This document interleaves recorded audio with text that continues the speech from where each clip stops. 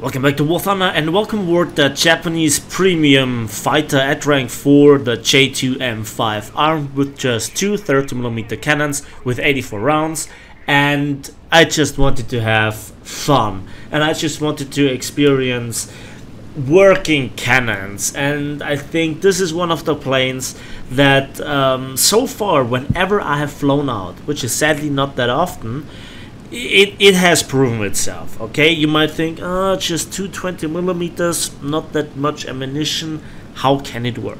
Well, there are other aircraft that also have a lack of firepower, where they sacrifice the amount of guns and the amount of ammunition for big shots, quite literally. And they have often the problem to get the guns pointed at the target or making the sure shot, a deflection shot or something like this. With this aircraft, not a problem. So we are here on the map New Guinea, and I haven't played this map in a long time. I don't play Japanese aircraft as much as they would deserve it, just for having fun. If you have a bad day, just jump into a Japanese aircraft, have some dumb fun, you know, ruffle stomp the enemy teams, especially the British and the Americans. Sometimes on a map like this, yes, they have a bit of a drawback, comparable to the British on the map landing, preparation for the landing on Hokkaido, where the auto-win mechanism is on the side of the Americans, so they just have to space climb. But I digress. You have a spawn altitude advantage if you're in a non-carrier aircraft, which the J2M5 is. So let's just climb, and the plane just, it looks like a, I don't know, like a nasty angry bull. I love the look of the aircraft. The camo scheme is also fairly decent, and I just love how it handles, how it flies, it turns, it climbs, it rolls, it dives, it does exactly what I want it to do. And then the big guns, and when you have the good shots at the enemy, it's all the more satisfying. One thing that is a big problem in such aircraft is the so-called Spitfire Effect, and I'm not falling for it. I'm not going into a head-on against the Brigand B1, which is a very good aircraft, by the way, but I roll out of the head-on and don't even fire shots. But I cannot really resist against the Typhoon. Shots out at 1.3 kilometer and they hit home, and the first hit just smacks him. The other Brigand thinks nope. And there is a Typhoon that is excellent in ignoring me, but getting an A7M1, also a very good aircraft in a head-on, but he pays with his aircraft in its entirety by me just disintegrating it.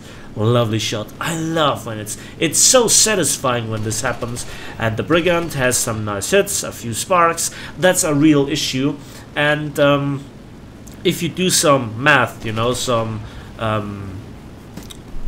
calculations based on how often you spark and how often you do damage, how much damage you do per shot, the flavor of the month, the meta is with machine guns, especially based on armor piercing and or incendiary shells.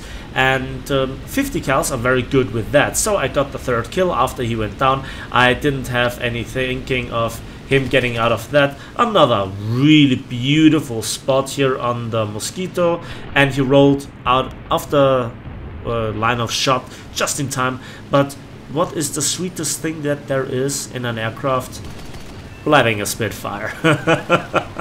And just look how the plane handles on this beautiful map, this Pacific coastal map. I love it. And there is the Mosquito again. Let's see what we can do about him by doing some weird maneuvers with rolling and turning.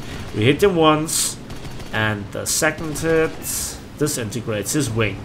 Wow, and we're down to just 6 rounds, and we got an ace in just under 4 minutes after the beginning of the match, quite literally. Was that fun? Yes. Was it entertaining? For me, yes. Was it just having a good time? Yes. Yes. And this is why I love Japanese aircraft.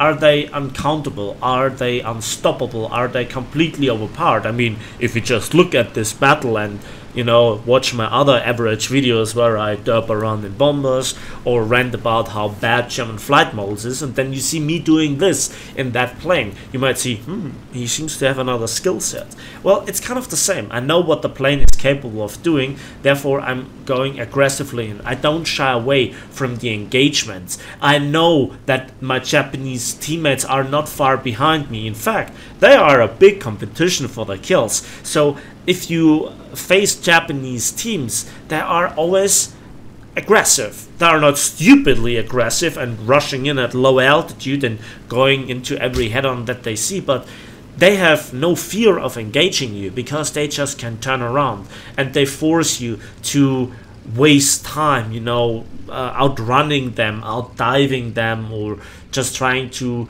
outclimb them, which is a difficult thing by itself, because the very good thing about Japanese aircraft is they can do everything. They can boom and zoom, and they can turn, and have firepower, have very good precision, and the J2M5 is here no exception. Would I recommend it as a premium though? Well, if you look at tier 5, or tier 4 rather, we have here some other examples of good aircraft. The A6M5 Co, timeless, beautiful aircraft, but not for everybody. Some get bored at it. B-17E, if you like bombers, well then compared to the Japanese heavy bombers, it's, well, actually not that bad. At some point in time I need to take it out and try it out what you can do with it. But then you also have the Kia 87, which is a beautiful aircraft with even more firepower, backed up by 220mm cannons, more ammunition, more everything.